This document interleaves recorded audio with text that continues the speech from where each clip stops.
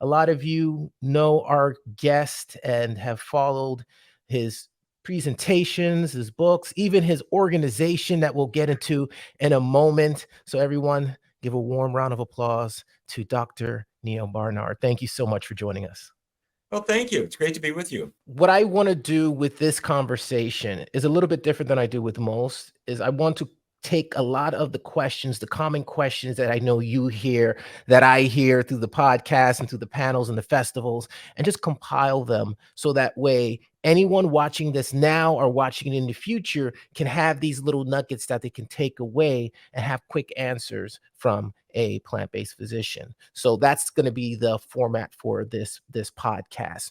So before we do that, I happen to have next to me a couple of books that I feel would be extremely helpful for people to check out. And one of them that I don't have is your latest book, and that is Your Body in Balance. So before I go into the other show and tell books that I have next to me, do you want to tell us a little bit about Your Body in Balance? Sure. Your Body in Balance, it was really a turning point for me. I've written about 20 books before that. And what we discovered is that we could control hormones with our foods. What I mean is estrogen, female sex hormones. These are the drivers of breast cancer, as we've been talking about. You can change the level of estrogen in your body. Who could imagine it? By changing what you eat. You can also change how testosterone acts in your body. You can change insulin. These are all hormones that are made in the body, and they control various functions in your body. So up until then, we all thought, well, I eat a bad food, I get high cholesterol. I eat a bad food, my blood pressure goes up. We can be much more sophisticated. By using certain foods to dial our hormones up or down, we can control parts of our health that we never imagined we could control before. Wow. And it's interesting. I'm looking at all these books right now. What I'm going to do, the format I'm going to share with you is just showing you the book and you just tell me a little bit about it. And you can go as Okay, long you as bet. short as you want. So we have Power Foods for the Brain. Yeah, thank you. If you make a list of all the diseases you never want to get, at the top of that list is Alzheimer's disease. But we found that certain food choices can influence Alzheimer's disease risk. I'll give you an example. People who eat the least bad fat, saturated fat, animal fat, people who avoid that, they cut their risk of Alzheimer's by about 2/3. That's just the beginning. There's a lot more we can do, but Power Foods for the Brain is a guide to keeping your brain working all throughout life. Nice. The next one that I have is 21-Day Weight Loss Kickstart. Many people want to lose weight. They want to get healthier or whatever their reason may be, but they often do it in ways that are really tough on them and tough on just everybody who tries these. They try counting calories. They try cutting carbohydrate. They go ketogenic or something like that. What the 21-day weight loss kickstart is, it's a way in a short period of time to jump into the deep end of a really healthy diet, a completely plant-based diet, but you do it step by step so that you take advantage of what healthy foods will do for you. You don't have to limit portions. You don't have to avoid carbohydrates. You're eating healthy foods. And if weight loss is your goal, this is the book that gets you there. All right. And then I'm sure you have more, but this is the last one that I have next to me. We have The Cheese Trap. When we do research studies, people change their diets, they do great. But the one food that keeps kind of in the back of their mind is cheese. People say, I think I'm kind of addicted to cheese. And the answer is yes, you may well be. We found that there are certain compounds in cheese that truly are addictive. We explain to you what they are, how you can break that cheese addiction and maybe regain your health. We also go into other things, what cheese does to your body in many ways, what the animals go through on a dairy farm, and a lot of replacements for cheese with all the flavor, none of the regrets. Nice. So now what we're going to do now is just go through some of the questions that we've compiled, and we may go over some territory that you just addressed, but we'll probably go a little bit of a deeper dive into them. So the first question I want to talk about is a topic that I've seen pop up a lot in maybe the last 4 years, and that's diabetes. Now, is it possible to reverse type 2 diabetes by adopting a plant-based lifestyle? And if so, what would that look like? Yes. Back in 2003, the National Institutes of Health funded us to test a new way of thinking about diabetes. The traditional approach was to reduce carbohydrates and sugar in your diet and to limit calories. And that's logical. But we decided to do something different.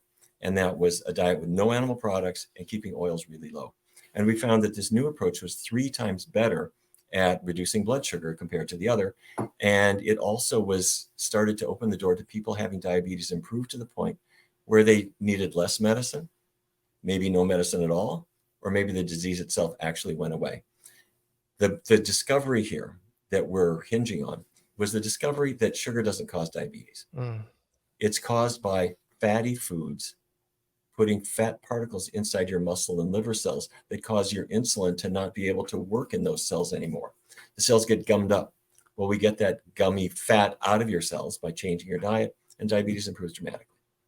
Now, is it still a competition between those two ideologies, that it's sugar or animals, or has it shifted more towards one versus the other? Some people still imagine that sugar may cause diabetes, but they're wrong. Scientists have moved long beyond that, long past that. The world is not flat, and sugar does not cause diabetes. You can imagine a person thinking it does, because if I eat sugar, my blood sugar goes up, but that's not the cause of diabetes. Type 2 diabetes starts as insulin resistance, which is caused by the buildup of fat inside the muscle and liver cells. And if we tackle that, we can tackle the disease. Nice. And shifting to another health condition that a lot of people, especially people, in the African American Black community, deal with, even people within my family, high blood pressure. So what is high blood pressure's relationship to eating animal products? Is there a correlation between the two? Yeah.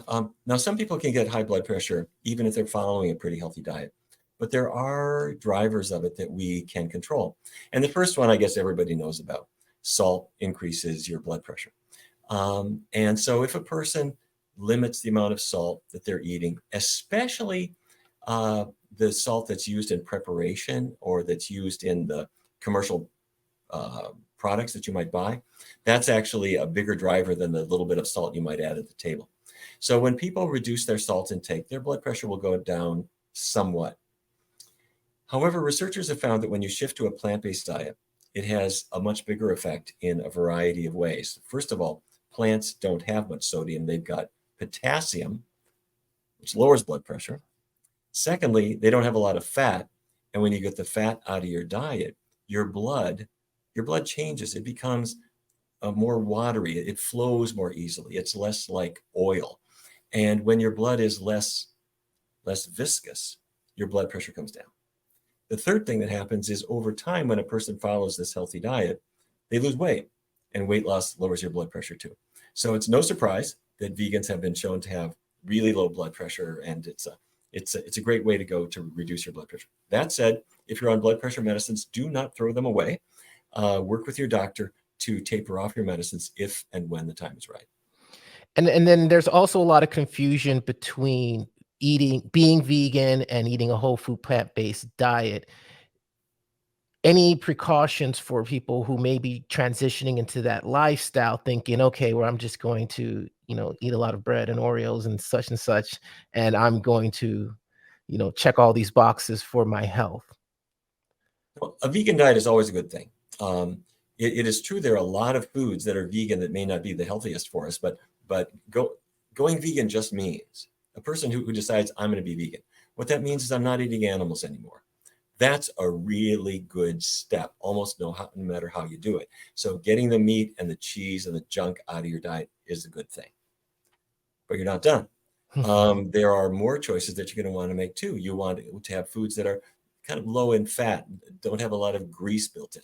There are a lot of food manufacturers who are keen to dump coconut oil into foods, and they're doing it to try to simulate that buttery flavor that animal products may have. You don't want that. You want foods that are simpler and healthier for you.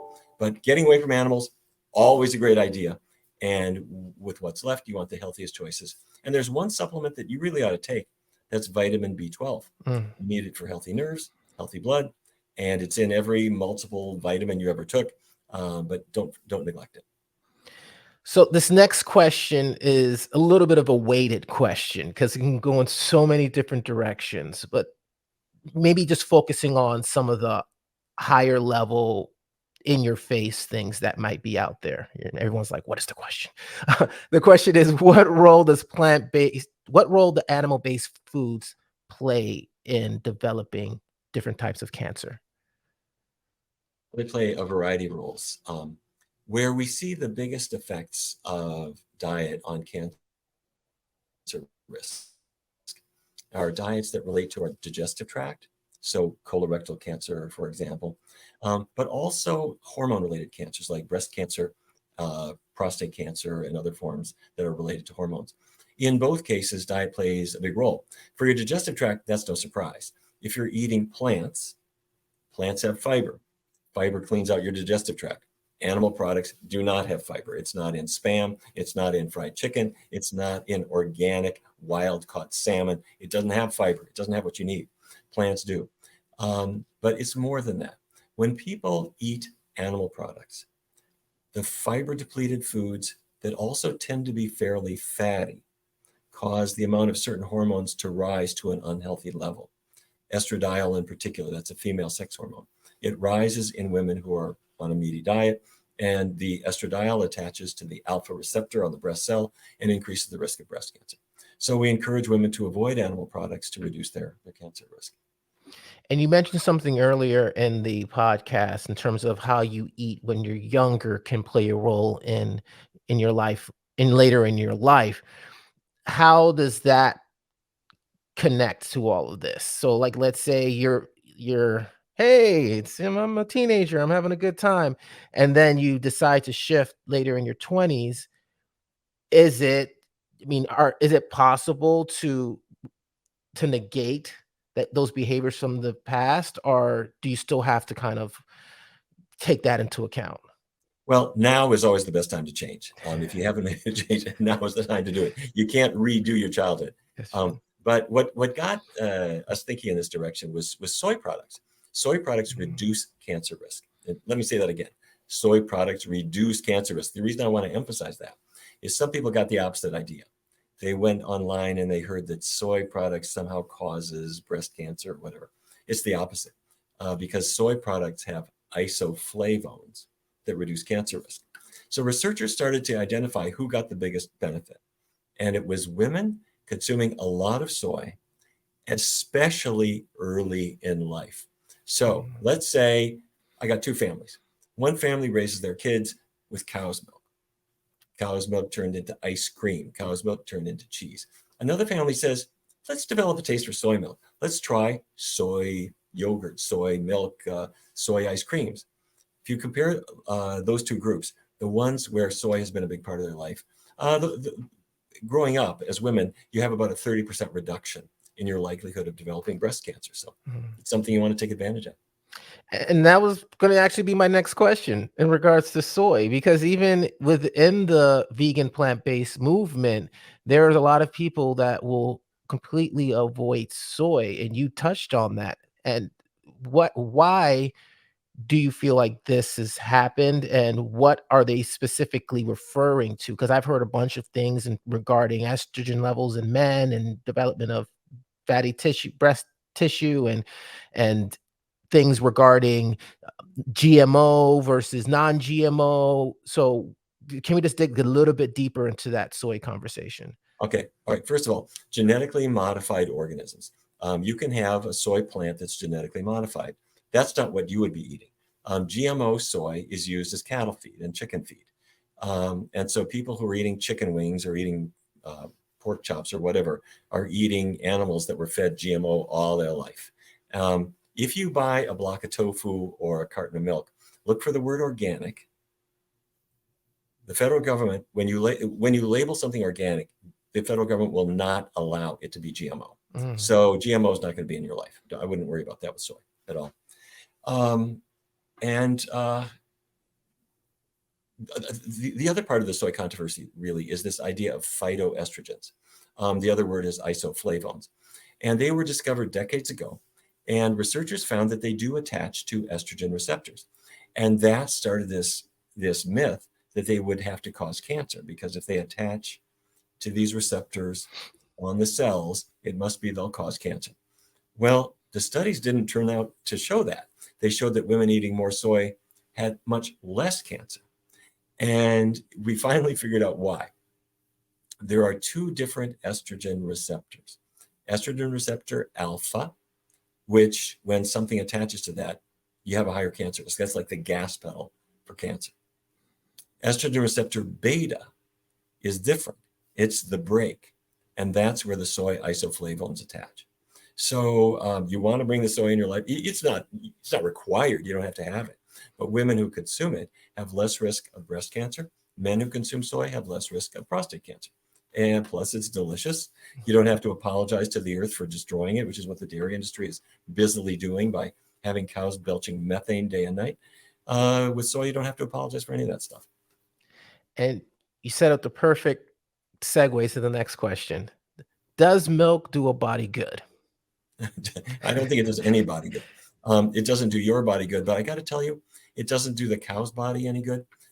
There are some people, many people, who will go vegetarian because they want to be kind to animals, and that's a great thing. But they've missed a fact that I'm going to tell you, which is where your glass of milk comes from. Cows don't make milk until they've been impregnated and given birth. That's how the system works. And they're impregnated in a not very nice way on the farm. And when they give birth, their calves are taken away. Because obviously, if the calves drink the milk, there's nothing left to sell. So the male calves are all killed for veal. The females are all taken away from their mothers and put in isolation housing until they can be artificially inseminated. By about age 4, the dairy farmers discover that they're not producing as much milk as they did when they were 2 or 3. And although a cow will live to be 20 in nature, on a dairy farm, they live to be about 4, at which point they're hung up by their leg and they're killed just like any meat, beef cattle. So the dairy industry is a meat industry. Every dairy cow turned into low-grade hamburger. It's just they were artificially inseminated, separated from their offspring over and over again until they were killed. It's a creepy thing for people who have seen it. And for a lot of people, they consider it even more inhumane than the meat industry. I'm not setting up a competition, but what I am saying is there are really good choices for you and for them. So basically, not only are they being slaughtered, but they're being tortured as well. Anybody who lives near a dairy farm, you'll hear the cries of the mother cows. And you'll also hear the cries of the calves. There's no bond in nature stronger than the mother-infant bond. And that little calf, when she's born, they come by in a wheelbarrow and they push the mother out of the way. They pick up the calf, stick her in the wheelbarrow, and they carry her out, and the mother follows because that's her baby. And then a gate slams in her face and she stands there and she cries. And there are hundreds and hundreds of these animals, of course, on the farms, and in some cases thousands. And people who live nearby hear the cries of the mothers, and they think, isn't that kind of heartbreaking? But well, I love my ice cream, or I love my Velveeta, or whatever the case is. But really, the environmentalists are the ones who are the harshest critics of the dairy industry, because we have 80 or 100 million cows in the U.S. If you put them all on a balance, one side of a balance, put all the humans on the other side of the balance, the cows outweigh us. Each one is as big as a sofa, and they are ruminant animals, which means they belch methane. And methane is a much more potent greenhouse chemical than CO2. So yes, it's good to think environmentally in all aspects of our lives. But job one is change what you have for breakfast. And every once in a while, I'll see an article. They'll talk about a dairy farm closing and things but has there been an actual shift in the consumption of dairy milk versus these alternative milks? Is it moving in the right direction from what you've seen? Oh, yes, dramatically. I mean, the dairy case used to be a dairy case. You would open the door and there was milk in there. Now you go to the dairy case and what do you see? Almond milk, oat milk, rice milk, hemp milk, soy milk, all these things. And the dairy industry is not stupid. I mean, these big companies are investing in that too. They're thinking, I want to hedge my bets and I want to make sure that I'm not left out. Now, the dairy farms are closing for a couple of reasons. One is lack of demand. The other is that they're consolidating. So now it's not the ma and pa operation somewhere milking their cow. It's huge operation. The same way as the chicken industry isn't a couple of chickens running around in the pasture. All of these things are effectively factories now. You brought it up, so let's go there.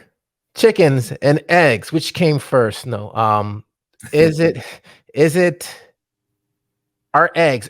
Is there any nutritional benefit to eating eggs? Because this is what I hear all the time. And as a counterpoint to eggs are unhealthy, there's always someone who has a list of things why eggs are healthy. So from your mouth, what what is your truth around eggs? Well, keep in mind when a chicken lays an egg, in that egg is everything it takes to make a chick. While that egg is incubating, the egg, the little chick inside there who's growing isn't ordering out for takeout food. Everything that it takes to make a beak and eyes and a liver and feet is inside that egg. So it's got a ton of cholesterol. You need cholesterol to make a chicken. You need animals use cholesterol to make their various organs. It's got a ton of animal fat, and it's got some protein and so forth as well. And so out pops the little chicken, and you've got all these preformed things. So the point I'm making is there's a lot of stuff in there that you don't want in your body because it's the things that they don't, that the chicken's body needs, but that you don't. Chicken eggs are among the very highest sources of cholesterol. And when some people imagine that the cholesterol they eat is somehow going to just bounce off and not affect their arteries. But about roughly half the cholesterol in the foods you eat goes into your bloodstream. And when it goes in, it increases your risk of heart problems. So I would take that egg and just set it aside. I would leave it alone. You don't need that.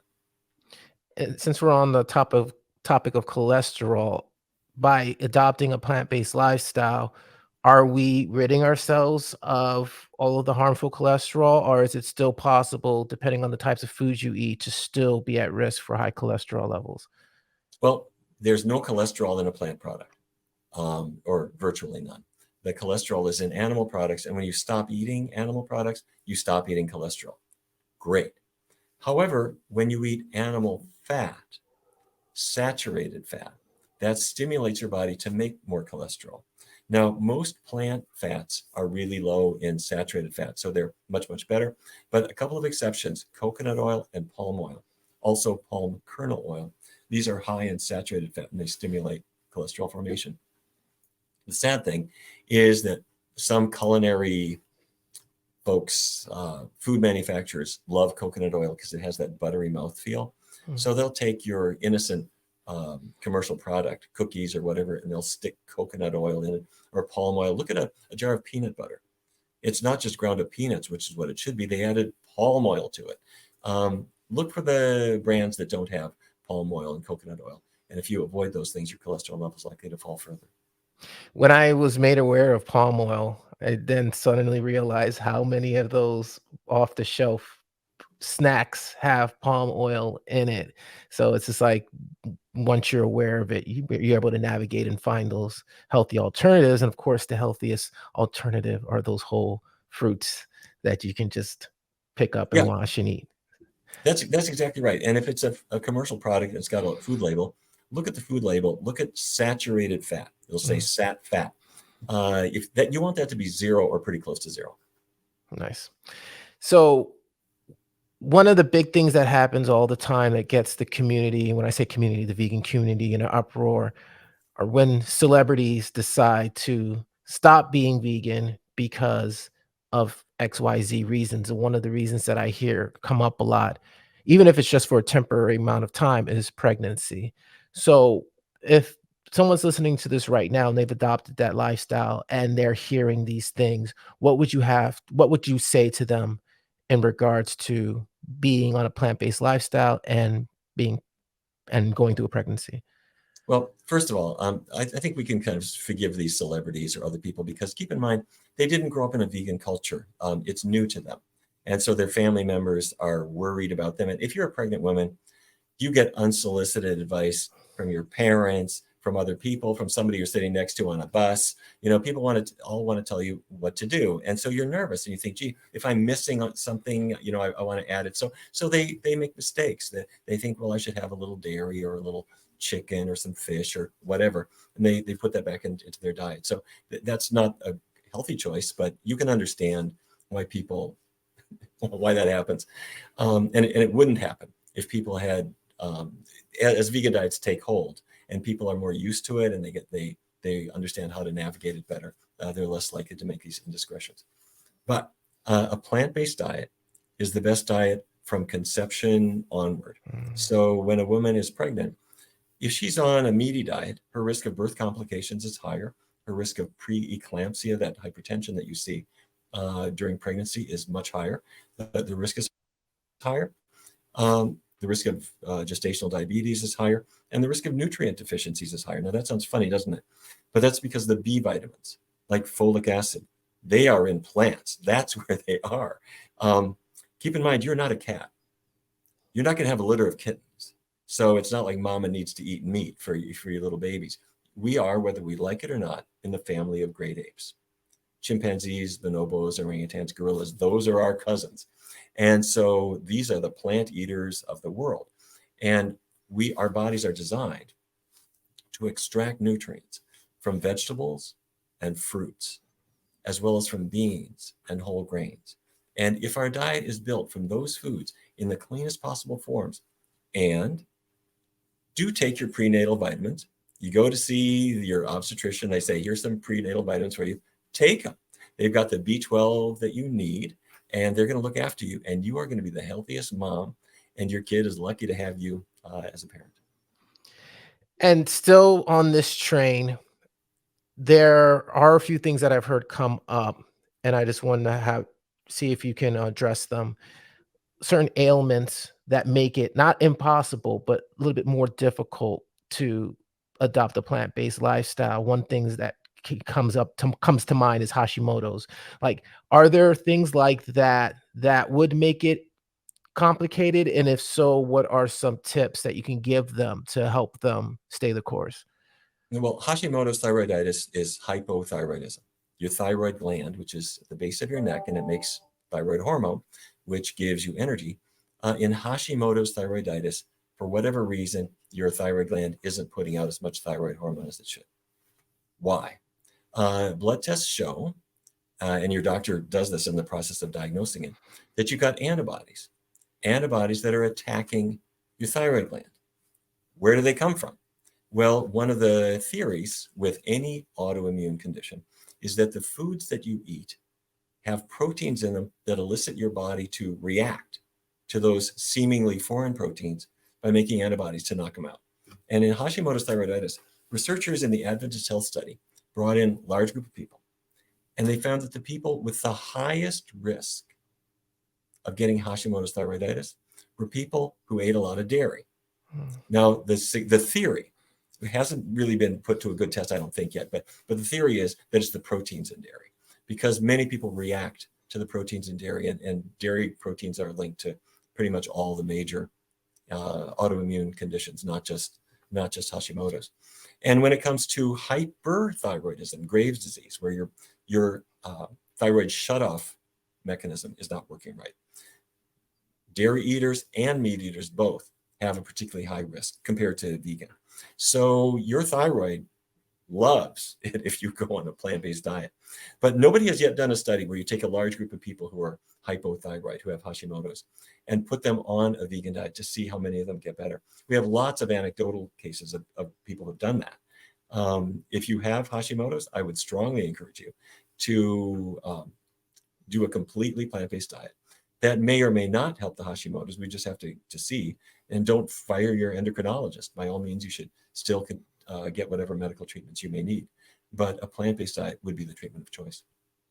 So now this is more of like a health thing, and there are different ways of controlling your health and your weight. And one of the popular things are intermittent fasting, eating one meal a day. What are your thoughts on that? Should we be eating multiple meals a day? Is it okay just to eat one? Is breakfast a myth? Like, what are your thoughts on? I threw a lot at you right there, but what are Well, you're talking about meal timing.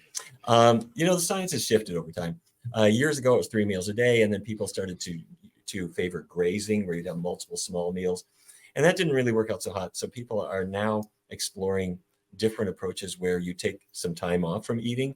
Sometimes people will do intermittent fasting, where for, say, 2 days a week, you eat less. You can do that. But then sometimes people end up anticipating those 2 days off by overeating on Friday or overdoing it on Monday when they come back or something like that. On our research team, Dr. Hannah Kaliova has been a big advocate for 2 meals a day. And so you'll have a pretty big breakfast, which does seem to help people. I have to say, people who have a big breakfast, they're healthier, they have a healthier body weight, and they're healthier in many ways compared to people who skip breakfast. And then her second big meal will be maybe a big lunch around 1 o'clock or something like that. And she doesn't have a big meal for the rest of the day. But you can put that to work or not, see what works for you. The key is, if you're eating really healthful foods, then your normal appetite control is able to work with you to figure out your own mealtime. And then we're winding down now as we get to the end of the podcast. And the last question I want to ask is regarding fiber. I know we talked about it a little bit at the top of the podcast. How important is fiber to you, to your body, and why should people, make sure that they're having an adequate or a good amount of it in their system? Well, fiber is essential. It's plant roughage. It's the part of the plant that doesn't get digested and kind of moves through you. And if you want to ever prove to yourself how important fiber is, just go on a completely Atkins diet for a little while. This is that fad diet from the 1950s where people didn't eat fiber. And they would eat meat and gravy and things, thinking that if they avoided carbs, they would lose weight. Well, for some of these people, the constipation became heroic, where their digestive tract just shuts down. And it's like you've got a brick inside you. Anyway, don't do that. Your body needs fiber, not just for digestive regularity, but that fiber is doing things. As the fiber goes down your digestive tract, it takes some of those unabsorbed calories and carries them out. So it helps you to lose weight. When the fiber arrives in your large intestine, it actually fosters the growth of a healthy microbiome. Those are the good bacteria that love you back. And meat eaters have plenty of unhealthy bacteria that will, over the long run, increase their risk of cancer of the colon and other problems. So fiber is really important. Fiber also helps your body to get rid of other things like excess estrogens. So a high fiber diet is part of our approach to preventing breast cancer and other forms of the disease as well. So fiber is big stuff. And the last thing I'm going to have you do, and we have a tradition here on the podcast where we turn the podcast over to our guests to give a moment from the heart to our listeners or to our viewers. And it's whatever message you want to relay to our audience. And then whenever you feel complete, that will be the end of the podcast. So before I kick it off to you, I just want to thank you so much for being on the show, for sharing your years of knowledge with our audience, and for partnering with us for the event that we have coming up on October 29th at 12 o'clock at History Fort Lauderdale Museum, SoFlo Vegans Unite, and the Let's Beat Breast Cancer Rally with the Physicians Committee for Responsible Medicine. So thank you so much for all your support. Well, thank you. I might just say a quick word. When I was a kid growing up in Fargo, North Dakota, my father was the diabetes expert for Fargo and all of Eastern North Dakota. He'd come home and he'd arrive home at about 6 o'clock and set down his medical bag. And I never heard him say that anyone with diabetes ever got better. Their job was really just to try to slow down the progression of the disease. Well, when we started to add something to this in my own medical career, we started to use foods in a more healthful way. We discovered that we could tackle that disease like never before. But that power extends beyond diabetes to heart disease, to certain forms of cancer, to many other conditions. And we discover that foods are a powerful medicine. Yes, it's the best tasting medicine you could ever imagine, but it's really great for your body. And beyond that, I found myself discovering other things, that this is a diet that is really good to protect the planet and also to protect all the animals that we share it with. That's all a good thing. But maybe the most important thing that I think a lot of people can think about is a healthy diet is the best gift that you can give to the next generation. Let's face it, kids face a lot of challenges these days of all kinds. You know what I'm talking about. And when they grow up with healthy food habits, and it just becomes part of what they do, they're at much less risk for all the challenges that they would otherwise face. They may not thank you, but you're the one who gets the credit. So I thank you for that. I also want to say a huge thanks to my friends at SoFlo Vegans. You've been doing such wonderful work. It's been an honor for me to be able to partner with you. Thank you for all that you do to get the word out.